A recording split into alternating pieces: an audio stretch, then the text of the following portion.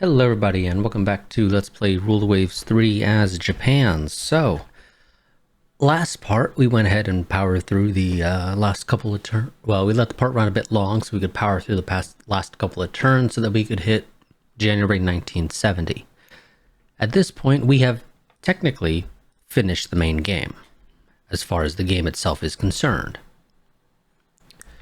However, we can continue playing for up to an extra 20 years. The game will force us to end in 1990.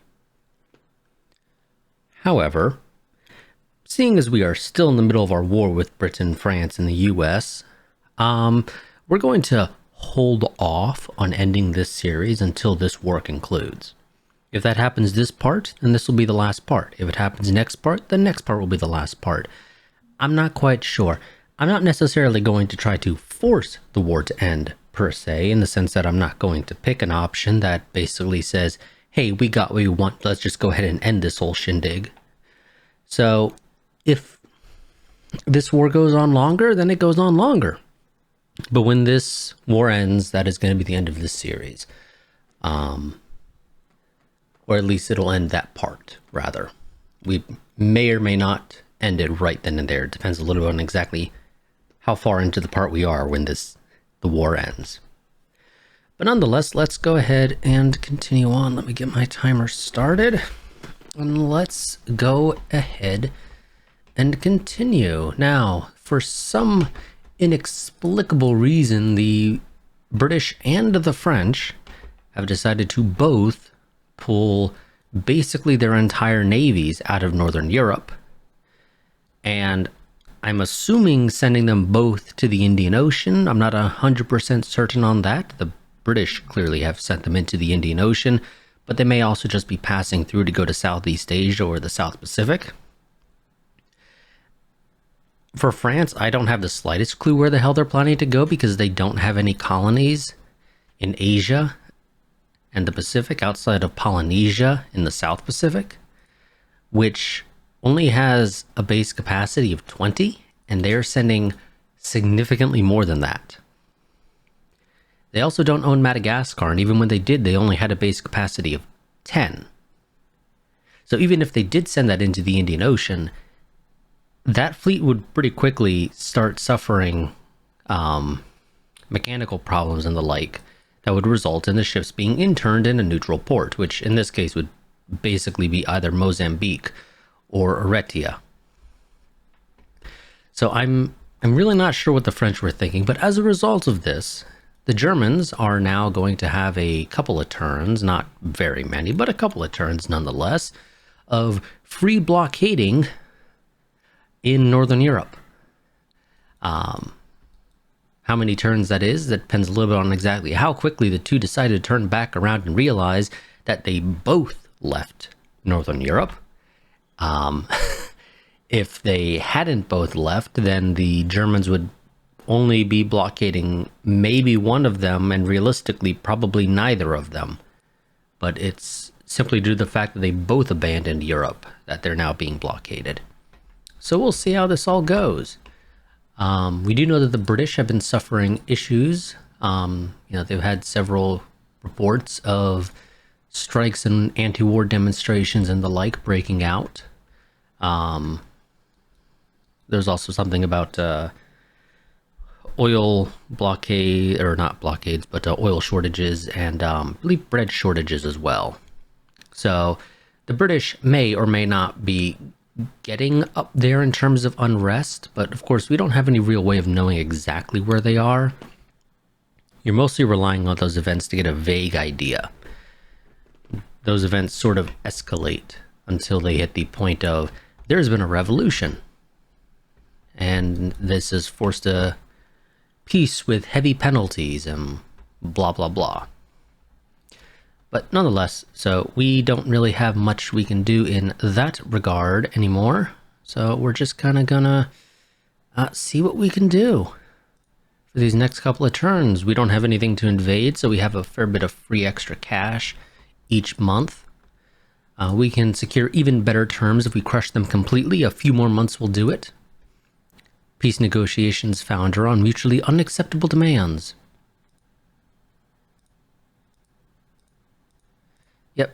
That's fine, whatever, I don't care. The Americans lost a corvette, the Germans lost an armored cruiser. That's not a great trade. And yes, okay, it looks like the British realized and they've mostly turned around, but the French are still gonna sit here for a turn or two.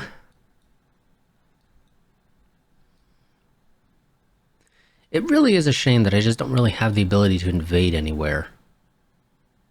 I mean, in theory, I could send a small fleet into Southern Africa and invade South Africa, spelled with two I's, as mentioned, I believe, in the last part.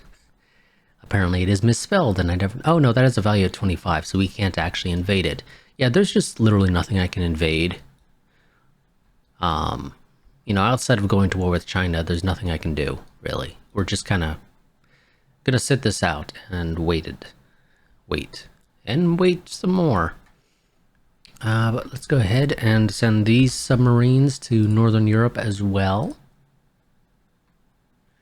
You're gonna have the Kasagi Naniwa class almost out in a couple of turns. Yeah, I don't have any ships there, so they're gonna get free VP, that's fine.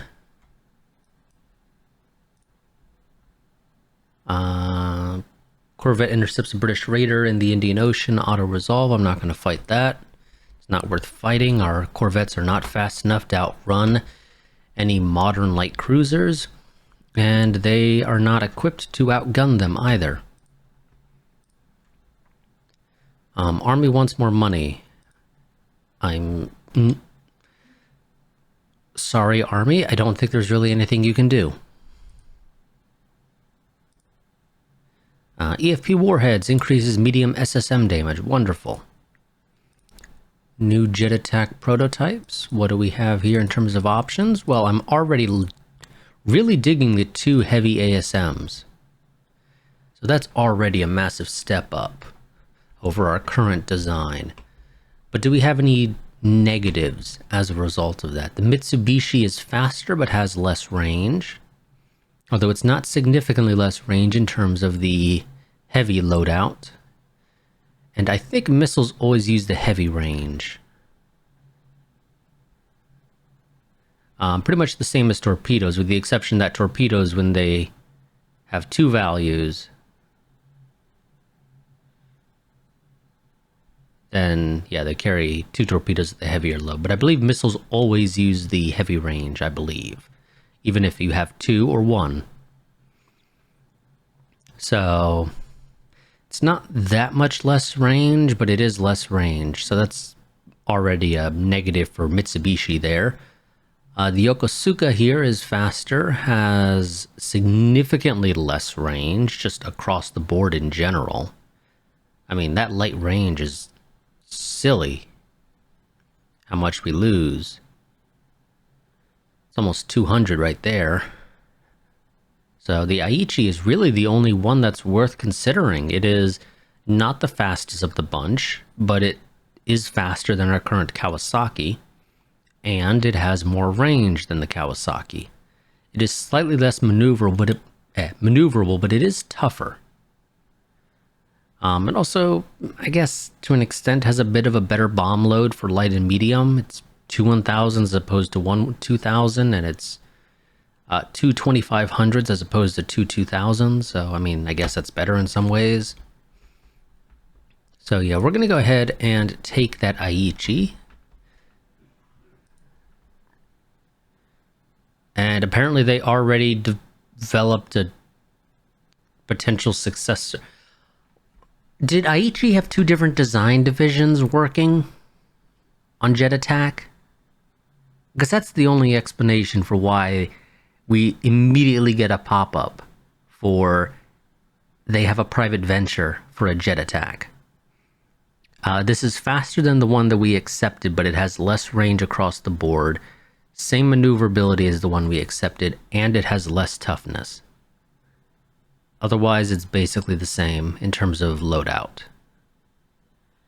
Or in terms of ordnances, rather. Aichi. Why would I accept the private venture over the other? No, I'm not accepting that one. Okay, you want another light jet fighter? Sure, we'll do range and reliability.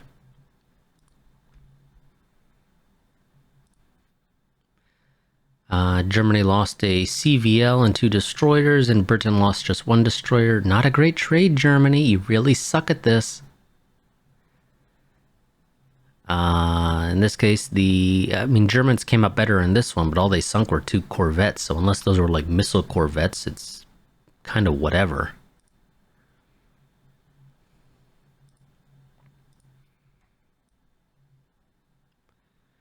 Anything interesting regarding tensions? Doesn't look like it. We are technically blockaded. Although the US won't be able to sit there forever, although I am going to have to now pull the fleet out of Southeast Asia, at the very least, so that we can put up a bit of a fight.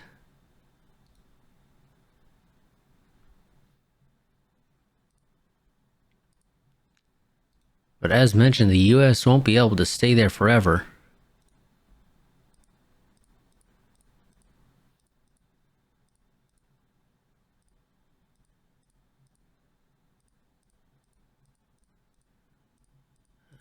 Making sure, okay, you are not moving for some reason. Because I forgot to tell these guys to move. That would make sense.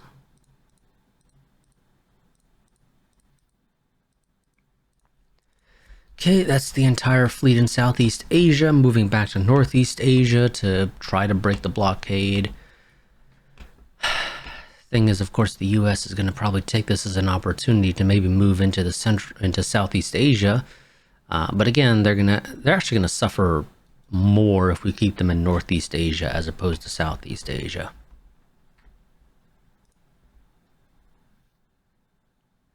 But whatever, this is fine. We'll survive. You bastard, you shot a brilliant commander. And you're below average. We're gonna have him dismissed.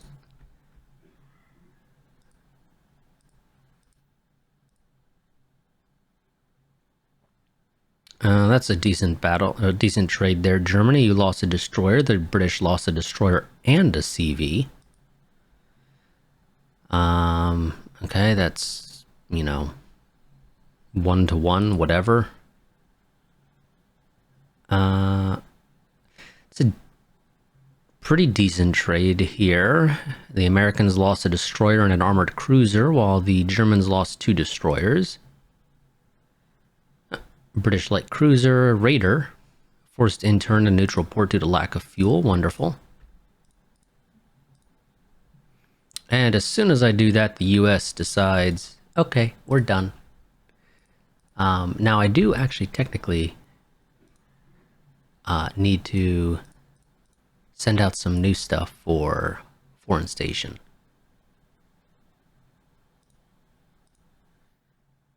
It's kind of irrelevant at this point in the campaign, but I'm still going to go ahead and build those, even though they will not be ready in time. But that's fine.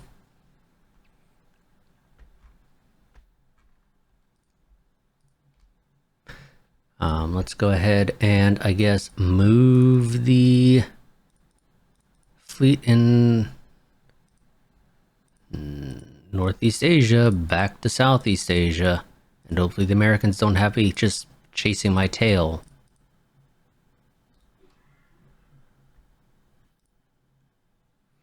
Maybe we'll just send the carriers and the escort. We'll keep the combat ones. Yep, I understand, but there's really nothing I can do about that this turn.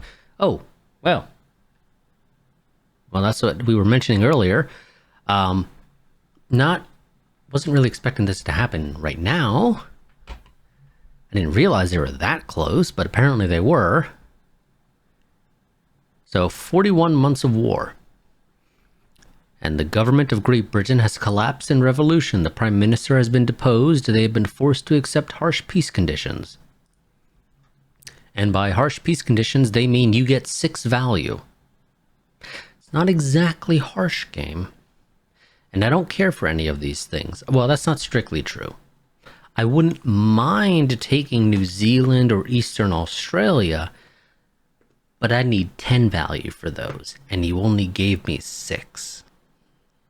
So we're just going to take war reps off of Britain. We'll see if we get anything interesting off of France or the US. Probably not. I mean, for France, I guess maybe I'll take Fiji. Or not Fiji, Polynesia. Just because. More than anything else. For the US, I don't know. We'll see. Yep. That's fine. The enemy coalition collapses. A general peace is concluded. We get 6 value. So, okay, I can go ahead and snag Midway because it's free. Let's go and grab the Marshall Islands as well, and Polynesia. Well, okay, no, wait, hold on a second. Do we take Hawaii?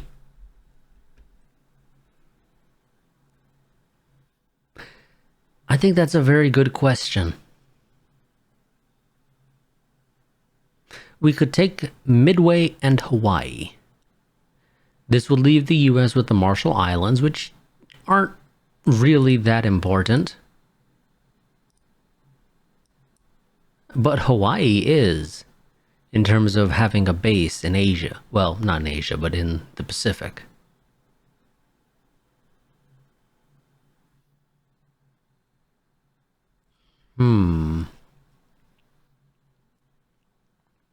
But then that leaves France with Polynesia, for whatever that's worth in the South Pacific. It's not really a threat to us in any way. So I guess it's whatever. God, you know what? I'm inclined to say let's do it. Let's take Midway and Hawaii.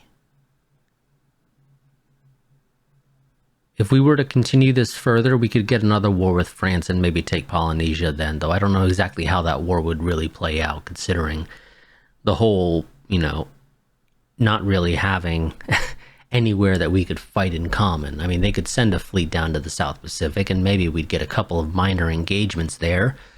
But, okay.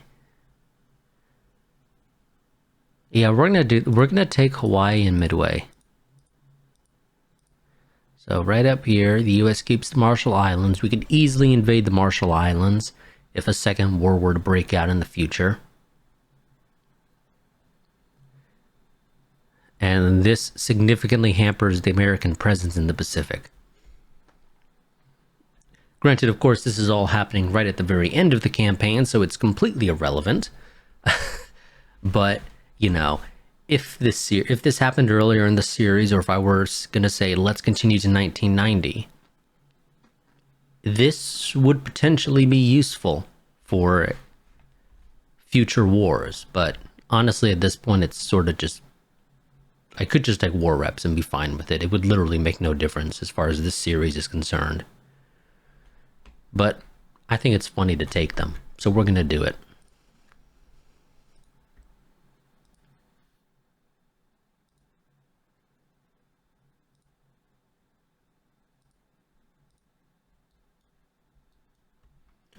Okay, so everybody in the Indian Ocean that is not a corvette is going to sail for Northeast Asia. Anybody who is in Northeast Asia is going to reserve fleet to try to save what little money we can, because holy shit, are we hemorrhaging money like it's going out of style.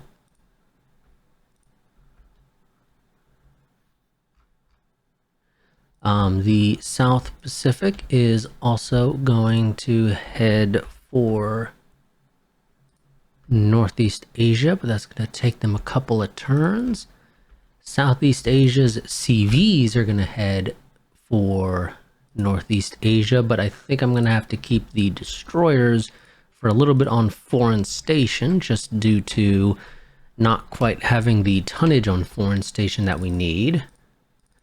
We can try to save a little bit of money by dropping down our intel.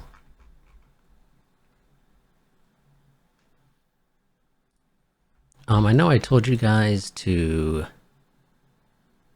reserve fleet, but we might need to do a full-on mothball. We're gonna cut that to 0.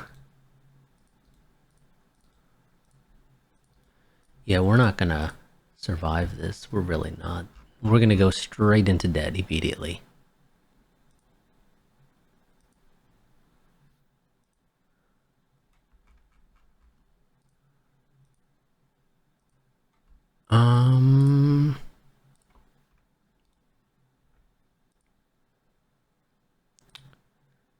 Buna, where is Buna?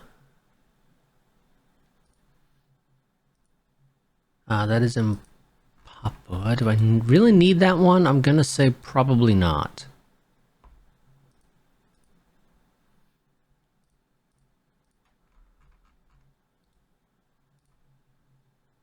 Let's go ahead and scrap that for the little bit of money it saves us.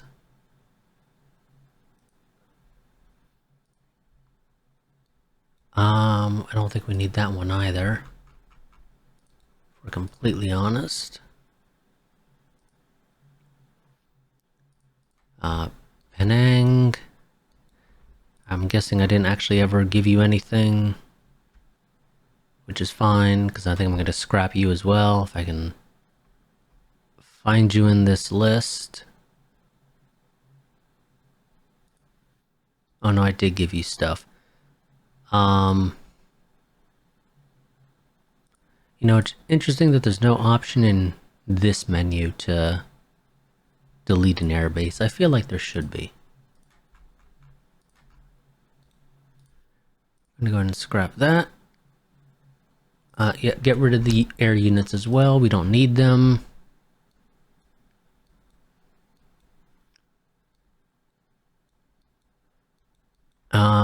We're gonna get rid of the airbase in Zanzibar because we don't need it.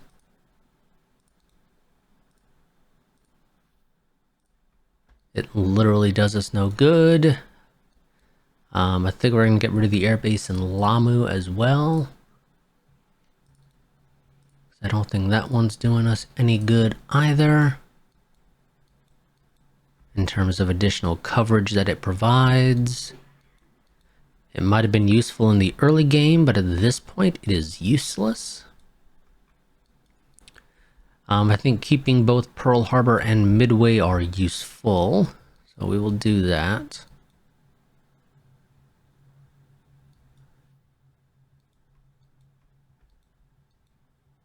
I don't think we need Tulagi, and I kind of want to keep Henderson Bay because it's Henderson Bay. Or excuse me, Henderson Field, not Henderson Bay.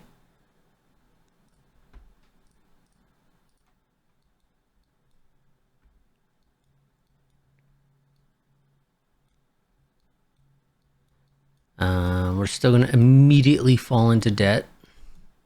There's just literally no freaking way to survive that.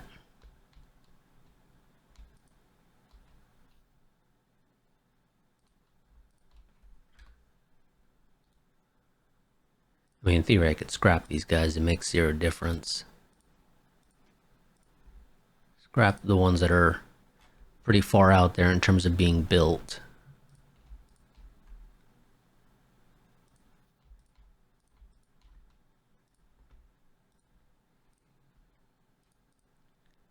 Diego Suarez, where is that?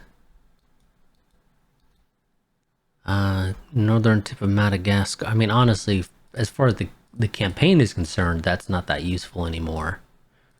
Earlier in the campaign, if we had owned it, then okay, maybe that'd have been useful, but it's worthless now.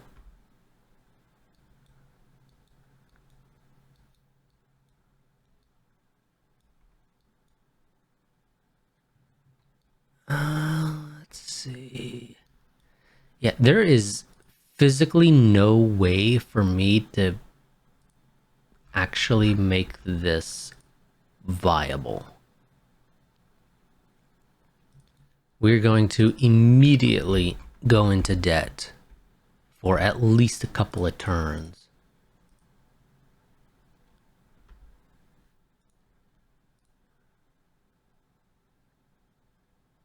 We can cancel that. That'll save us a bit of money as well, but that'll, yeah, take a month to actually make the swap.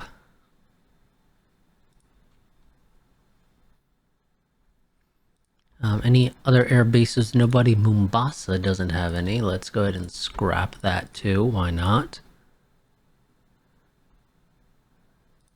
Munda doesn't have any. Let's go and scrap that. We're going to keep Midway and Pearl Harbor just because. Port Moresby, we'll go ahead and scrap that air base.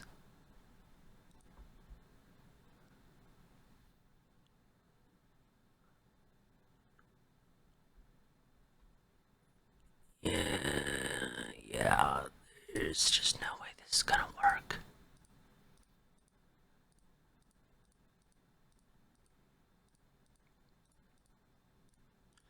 Like I said, physically impossible to balance this budget in any way.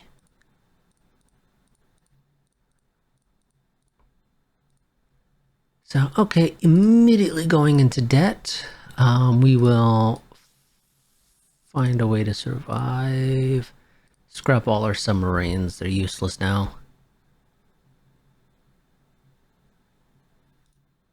Don't worry, buddy. I'm going to totally work on that. Increases AA and surface accuracy of auto-loaded dual-purpose guns below 6 inches. Wonderful.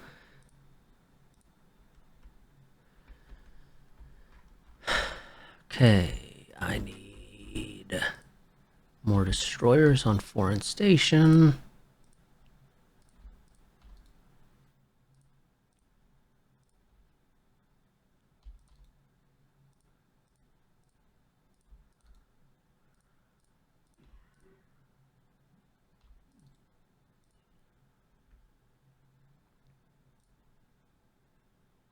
Still hemorrhaging money. Anybody else in Northeast Asia that I can potentially mothball? A couple people, but still not enough.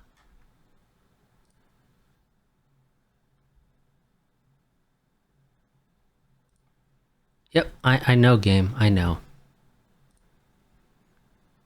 God damn it. I'm gonna have to send some CLs out there.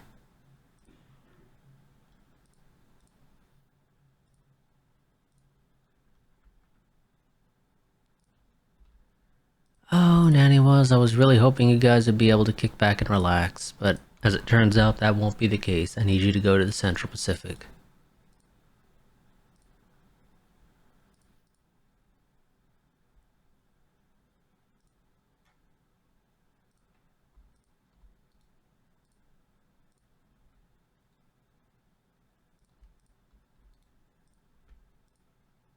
There we go. We're gonna make money again now.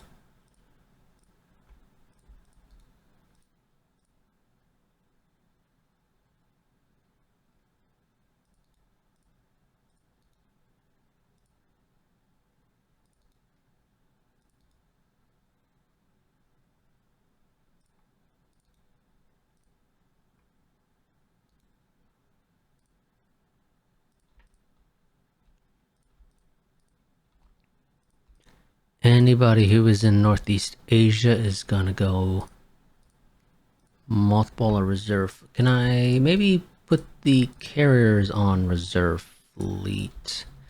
And then I don't mind mothballing the destroyers and whatnot.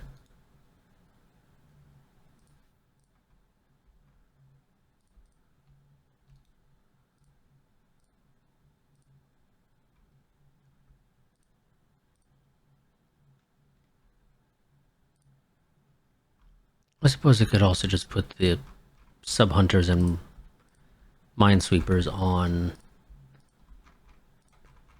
foreign station. Probably in some ways a better idea, I guess. Especially since we're at peace. You know what? We're gonna, I think also just for the heck of it, we will... yeah, we'll send the Akagi to the Central Pacific along with the Naniwas. And we'll just, you know, roleplay it as, I don't know, them providing air support for ground troops.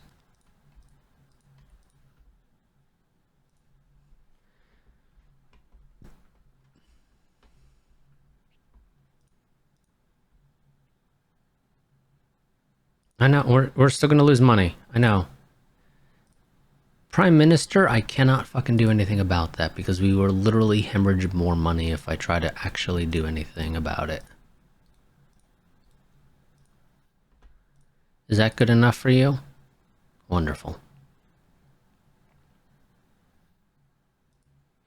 Yeah, we're already working on that, but I'm gonna need you guys to give me a fair bit of a budget increase to actually, you know, change that anytime soon.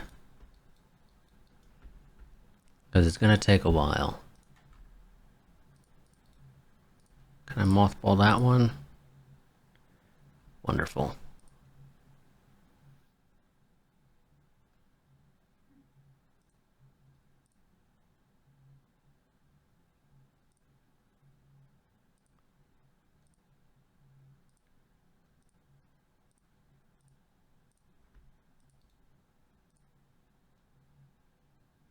Okay, don't worry. Don't worry, game. I'm working on this.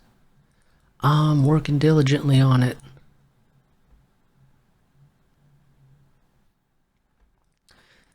Safeguard our, I don't know, relations. Who are we? I mean, we literally just fought a war against Britain, France, and the U.S. So it's sort of a, would they really want to know? Oh wow, why is the U.S. only advanced now? And Italy's okay. Ooh, okay, that's weird, but okie dokie.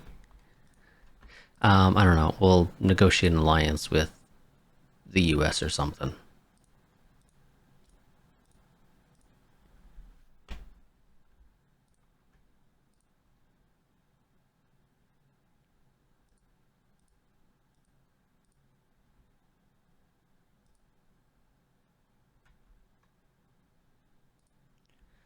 There we go. See, guys, we're gonna be good in, you know, just a moment. There we go. We crushed the rebels. So everybody in the South Pacific, please head back to Northeast Asia so that you can be reserve fleeted and we can, you know,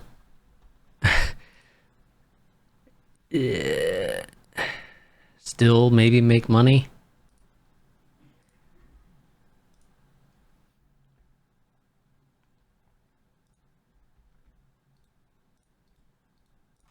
I would much rather reserve fleet the fleet rather than mothball it.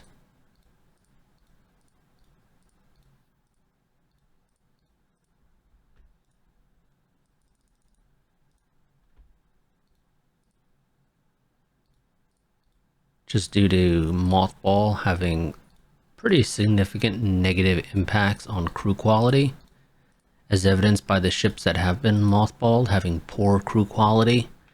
They'll slowly make their way back up to fair. I don't think they can get to good, technically.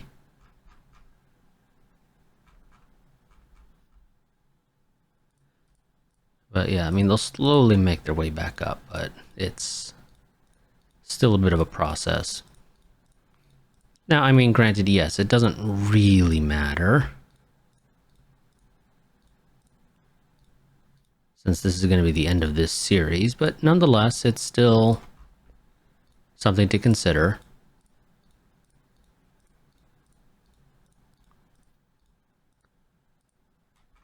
There we go. See, we got a little bit of money in research. We're making money again. even with all of this, let's see. Okay, these guys have all seemingly hit the, I guess, upper bound basically for max speed because they're all at 1,188. Let's see. So the big deciding factor is going to be range, which looks like it's going to be between Aichi and Kawasaki because Kyushu is less range. The bomb loadouts are the same for all the new designs, 1000 or 2000 or 2000s. And then the same light ASMs for missiles. So I think... So also with basically the only difference between the Aichi and Kawasaki being their range, I think Kawasaki wins this hands down. I mean, the Aichi is a little bit more maneuverable, but not by much. And honestly, I think that extra, like 50 range for light range is potentially worth it more than a slight boost in maneuverability. Because it is a very slight boost. It's literally 1 point, and I don't think that 1 point would actually make that big of a difference. So yeah, we're going to go for the Kawasaki, even though it's never going to see action.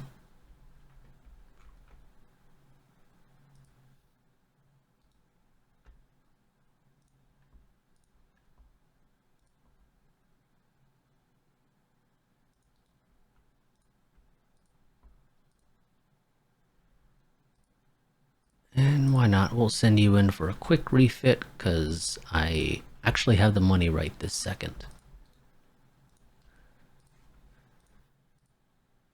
Improve your secondaries. Give you Sea Whiz. I want... It was 6 of them, right?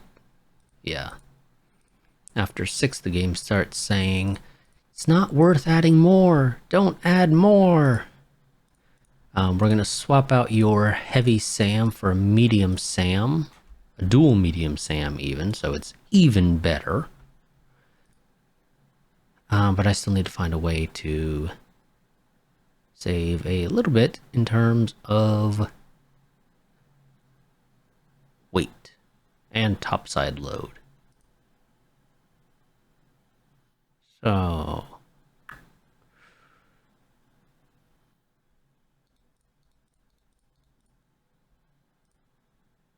let's see. Get rid of the heavy AA directors.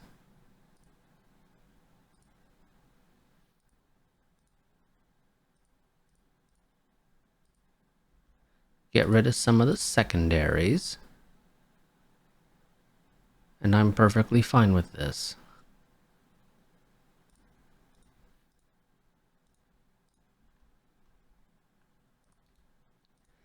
The Awami. Jeez, you're old and you're still around.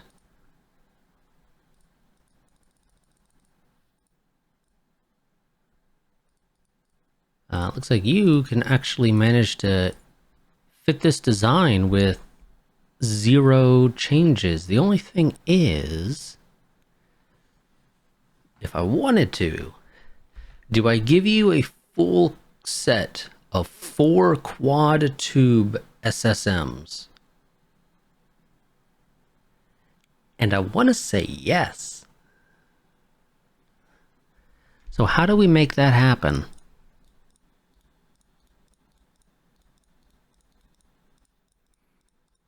We'll swap out your Heavy Sam with a Medium Sam. That still leaves us way, way over on topside load. Okay, we're still over it. I don't know why we have any tertiary mounts that the game has added when we don't have any tertiary guns. Were those there the entire time, or did they just pop up now?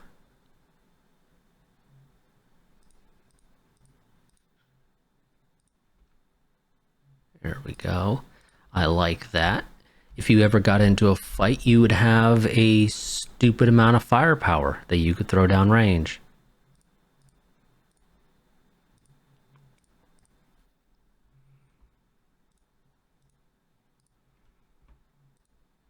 Let's do that rebuild, even though it's, again, never going to see combat.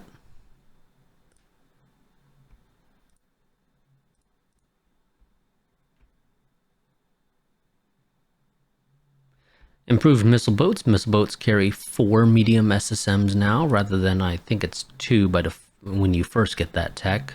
That, of course, is referring to building the motor torpedo boats.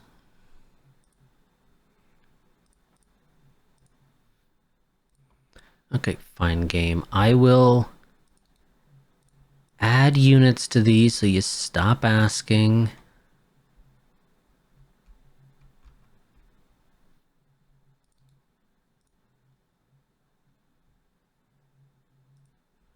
Even though I don't really have an interest in adding aircraft to them.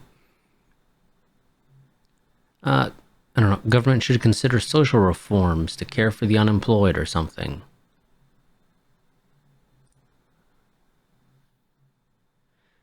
Conservative Party derails the plans for social reforms. Of course they do. But, I don't know. Unrest still goes down. So, whatever. The Suos. These would have been our last dreadnoughts we designed in the early 40s. I think they're going to get a very similar treatment as the Awamis.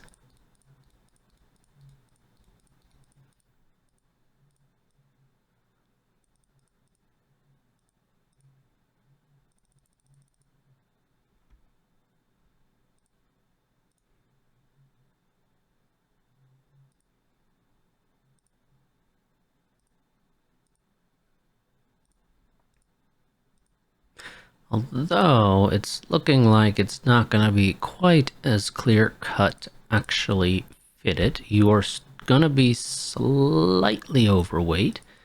Okay, I can shave a little bit of weight off the turret top to make that work. Holy shit, we just broke the bank somehow. Apparently that refit was oh, god damn, I guess removing armor is expensive, apparently. Who'd have thunk?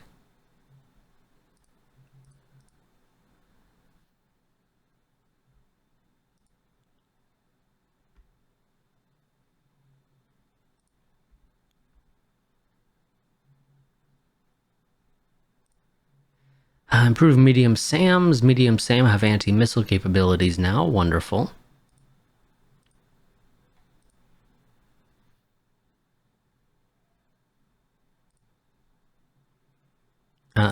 No, thanks for the offer, but I don't need more. Of course I'll build you 20 submarines.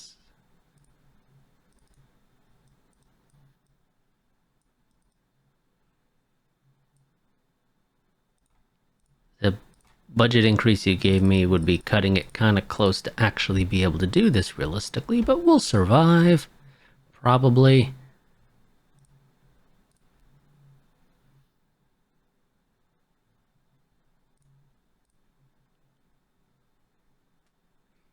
I wish I had paid attention to the silly... no, we're not going to try to take over Liberia.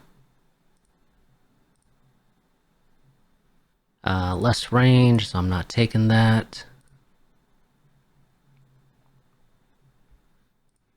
Ooh, more money for us. And just in time. Mozambique. Well, Mozambique I'll take. It's only right that we take Mozambique. And then immediately get rid of the airbase down there, because I'm not paying for it.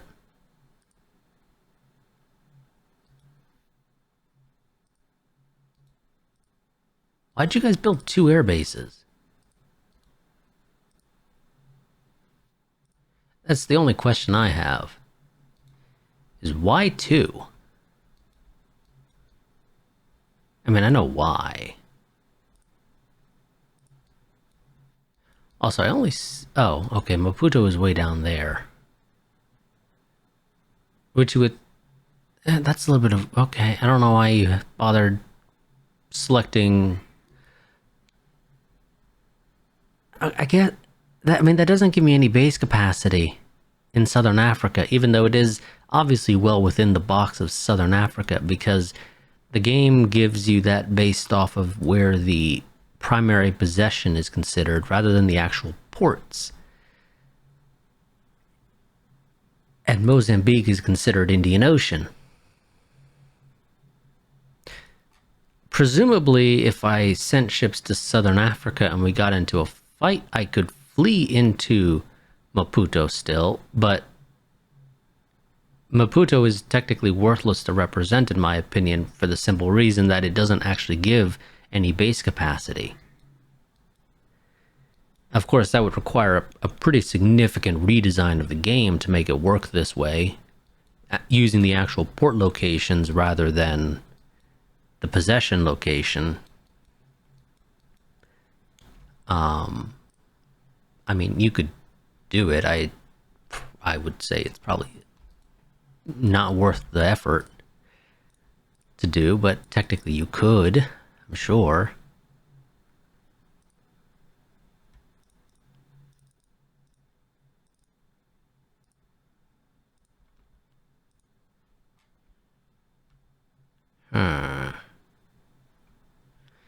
Don't think there's any way I can make this work. My timer is about to go off.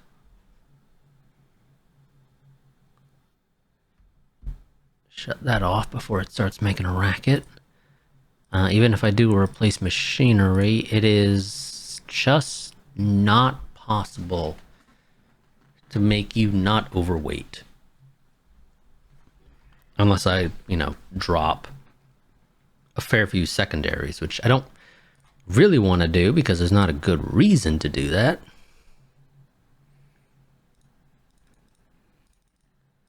Unless I use the excuse of I'm replacing them with something better, a medium SAM.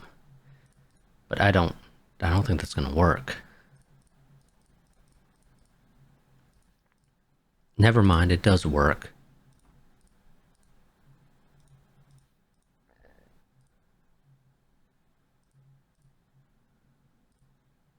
Well, up until you try to add them back, of course.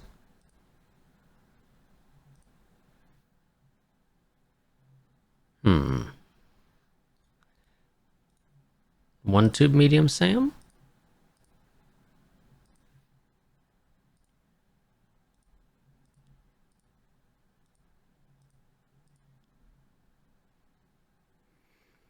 Could do that. That's a very expensive rebuild and time consuming to actually do, but we could technically do it.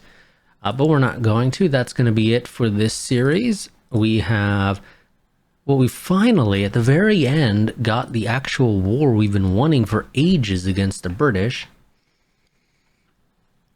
The only downside is we unfortunately didn't really get any good, actual fleet battles. So it's also sort of just meh in that regard. But nonetheless, we did finally get a war with Britain that lasted long enough for us to be able to invade Singapore and Malaya, which were the two main places we wanted to take over. Because I'm pretty sure I mentioned at the start of this series, if not partway through, that sort of our goal was going to be I want to take over and to secure Asia. So we have effectively done that. I mean, technically Spain is still here, so you still have European powers in Asia. But Spain doesn't really have the ability to do anything down here. They have 9 base capacity. If they actually sent any fleet down here, it would just be absolutely destroyed by us. And we would very easily invade and take their 2 possessions of the Northern Marianas and the Caroline Islands. So, yes, Spain's not really a threat, and we just kind of ignore their existence down here. Big thing is, of course, Britain still owns Australia. Obviously, I can't do anything about that realistically. It's just we can't invade it because it has a value of 10 or more. So we can only take it during peace, and you would need to have an absolutely ludicrously great war against Britain to actually be able to take these in a peace deal. So that ain't happening either. Same with taking over India as well. It's just not happening. There's no way in hell you get 40 value at the end of a war without just some serious lopsided engagements in your favor. And you're not generally going to get those when you fight Britain. So you would need to just destroy them completely. And even then, you probably still wouldn't get the value at the end. But yeah, so annoyingly, the only thing for us really that's annoying about how this is concluded is the fact that China owns Weihai and Hainan because they took those when they went communist, and we are unable to take them back because we are too powerful for China to want to fight us. And unfortunately, this is not a paradox game or something where I can just say, you got my shit, and go to war with them anyway. Because, you know, we don't actually control the government, we just control basically the admiralty. So our foreign policy is technically whatever, in our case, the prime minister wants it to be. We can sort of try to sway discussion one way or the other, you know, when we get those pop-ups saying, who do we think is the biggest threat to our security or whatever, we can say, oh, well, Britain's the greatest threat to our security, and, you know, increase tensions with them and things like that. But at the end of the day, we don't have a direct way to say, Mr. Prime Minister, we want to go to war with China because they have stuff that we want to take back. And it is actually, in my opinion, somewhat annoying that we don't get tension increases with China as a result of them owning stuff that we had already taken from them previously. And I realize it's not like our historical territories or anything like that. But it is annoying that I'm not able to say, hey, we took those from China before. We want to take them back. And thus have those random tension increases with China due to, you know, China owning former Japanese colonies or whatever you want to call it. You know, just some sort of message that'll increase those tensions because we owned those for several years before they went communist and took them in the revolution, which personally I think was bullshit when that happened. And if I cared enough to, I actually would have probably gone and modified the save file to give those back to us. Because I think it's silly that mainland China has a communist revolution and all of a sudden as Japan we lose territory. What? No. That makes no sense. The territories we control, there was no indication that there was supposed to be a rebellion taking place there, realistically, you know, outside of the event popping up. There's no reason why the people in our territory that we took from China would rise up in a Chinese revolution that was taking place on mainland China. Like, what's the logic here, guys? I don't get it. I don't get it in the slightest. So, again, personally, I think it's bullshit that we lost that stuff, but oh well. And I just never cared enough to go and modify the save file to give them back to us. But that's my opinion on that, and I'm pretty sure I voiced it in the past. But yeah, so outside of, you know, us technically not owning every single piece of territory in North and Southeast Asia that we could technically invade and actually control, as far as I'm concerned, we've effectively secured Asia. We've significantly hampered the European powers, well, power in the Indian Ocean. Really the only one who has any real power here is Great Britain, and that's just because they own India and we don't have the capability to invade India. Again, if this was a paradox game, we could certainly invade and take over India. It would not be a fun war, I can pretty much guarantee you that, but we could technically do it. But this is a naval game, so we can't launch a land invasion of India to take it over.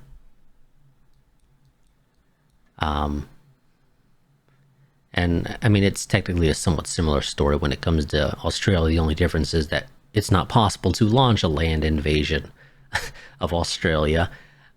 We just can't invade it because the value is too high. And, game rules say value of 10 or more, you can't naval invade. I suppose the theory is supposed to represent that at that point it is too heavily defended along the coast to be able to invade. Which does, of course, mean technically if you get a value of 10 and you take Eastern Australia, you should legitimately be able to invade Western Australia. Because then you have a land border, technically. But again, that's just, the way the game is designed. And I don't necessarily have problems with that. That's the game's scope for the design for that type of stuff. It does not touch upon anything that would be the domain of the army, basically. But yeah, so prestige of 127. Jesus, that's great. Let's take a quick gander here at fleet wars and prestige throughout the campaign. So we would have started with 20. So we've basically increased our prestige by 6 times. So for the most part, it kept going up. We did have these couple of dips throughout the series, which isn't surprising, but it's generally been a pretty consistent rise, especially during wars. I mean, it did sort of flatline starting in about 1929, 1930-ish. It's sort of flatlined up here at like 60 something, which I don't think is actually the case. I think this graph actually just goes up to 60. So if it ever gets above 60, you don't see it go up anymore. So that's not actually true. It did not flatline. We just can't see the further increase because for some reason this graph maxes out at 60. Okay, whatever. Fleet tonnage, we are red. So again, the reality is our fleet tonnage never really, I think, got too high. I think it's generally was pretty consistent from where it started in many ways. The big thing is just that designs got much better. But overall fleet tonnage, I don't think ever really increased significantly.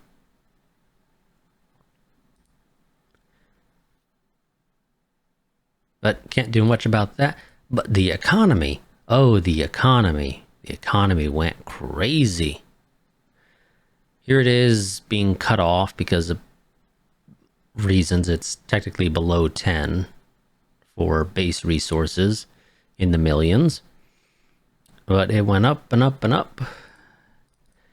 And then up and up and up and up and up more.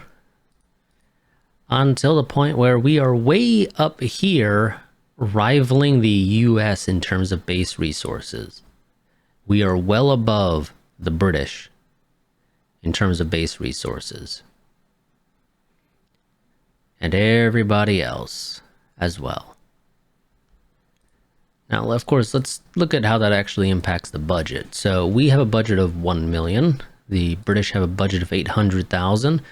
France 700,000, Germany 900,000, Russia 800,000, the US is 1.8 million. Italy's also in 800,000, Spain's at 500, and China's at 180. So, that actually did quite a bit for us there. And let's take a quick gander at summary of lost ships. One thing I'm going to say, if you're a destroyer captain, you don't want to be in our Navy because you will be sacrificed for the good of every other ship in the fleet. Just handedly, you will be. Because your torpedoes are just too damn worth it to sink ships. Especially in the early game when guns just are not accurate, they don't have a lot of penetration, and they're just kind of crap all around.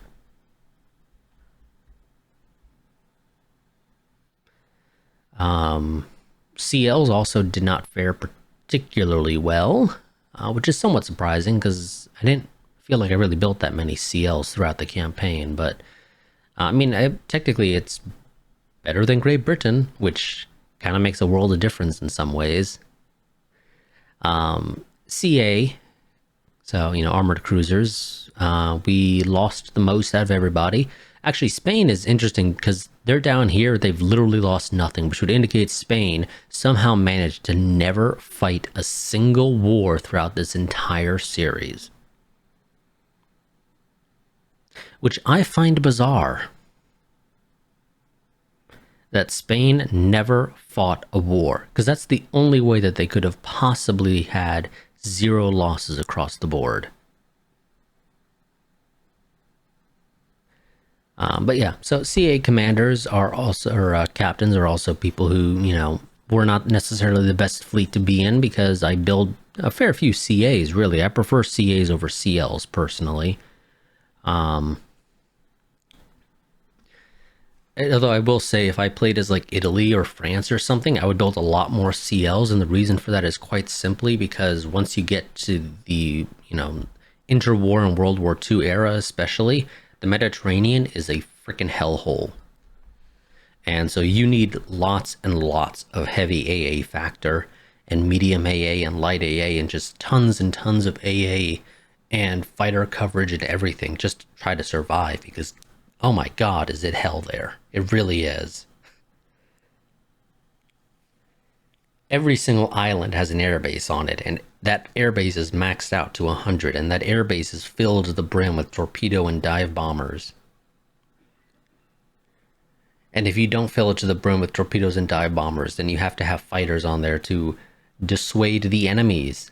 That is filled to the brim with fighters or with torpedo bombers and dive bombers. So yeah, no, it's oh god, I am not looking. If I do a future campaign of this, which I'm almost certain I will, if we do France or Italy or even Austria-Hungary, those are going to be some very infuriating years for us, because those are not going to be fun battles to fight at all. But generally our dreadnoughts, they did great, actually. We only ever lost 1 throughout this entire campaign. Britain managed to lose 5. Russia lost 8.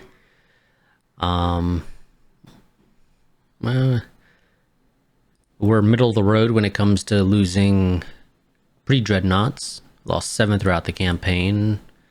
Britain 15, France 5, Russia 14, China down here with 4, which would be in basically the only war that was ever fought with China between us and them. But yeah, I mean, overall, I think we did pretty damn good for this campaign. Certainly could have gone better. We could have not lost those territories to that Chinese Communist Revolution, but beyond that, I think we did fine. This was a pretty good campaign, and I'm looking forward to what future campaigns I might do for this. As I mentioned, if I ever do Mediterranean, I'm not going to enjoy that campaign in the slightest, but I'm not sure who we would do, honestly, after this. I do kind of like playing the weaker-ish nations, so, Japan, Spain, not really mess around with China too much. Austria-Hungary, to an extent, Italy, although Italy actually did pretty decent this campaign, honestly. Especially for somebody who I don't really think fought as many wars as I would have. But, they did pretty good in securing the Mediterranean for themselves. But they could have done better. They could have taken Algeria and Gibraltar and Tunisia, Egypt, Cyprus, and Corsica. But they didn't. But it's still a decent-ish campaign, honestly, for what was effectively largely the AI itself. We didn't really do anything to help them. But yeah, so I will see y'all next time. I'm not sure what will be replacing this series, because about a month ago, before I got sick, I was figuring, okay, once this series wraps up, it'll have been a few weeks in from when Victoria 3 would be releasing their next DLC, Spheres of Influence, and I I've played a fair bit of Vicky 3 recently, and I feel like it's gotten better to the point where I might actually be interested in doing a series for it. But unfortunately, they have then proceeded to delay the release of Spheres of Influence until like late June, if I recall correctly. So um, basically, we have another month until that comes out. And I don't really plan to necessarily just have the channel doing nothing for a month, if I'm completely honest. So I really don't know what's going to be replacing this series right now. This video, of course, will not be going out until me get my calendar up. This is probably going up on the 28th, if I had to make a guess. Is that right? No, that's not right. The 21st. So I've got a little over a week to figure out what'll be replacing this. I'm not quite sure what. Like I said, I was really considering doing that Vicky 3 series, but with that expansion delayed, we're not going to be doing that. I'm not going to wait a month of doing nothing, so we'll figure it out, I guess. I guess I could maybe just do one-offs until then, but I got to figure out then what to do one-offs for, so yeah. Oh well. I'll just figure it out myself. Of course, if you have game recommendations, always feel free to join the Discord. I do have that. It's not exactly a super active server because there's just also, for one thing, not a ton of people in there, being one of the main reasons, really. But there is a channel there basically for game suggestions. So you can always recommend a game that you think you might be interesting to play on the channel. You can put it up there. Granted, I have a shit ton of games. I have way too many games that I do not have the time to spend to play them all. And I'm the kind of person who buys a game, probably plays it for 20, 30 hours, but then, you know, if I get distracted by something else, I'll just never go back to finish that game, which is actually one of the main reasons why I started this channel way back in the day. It kind of gives me an excuse to finish games. But yeah, so I'll see y'all next time. Till then, goodbye and farewell.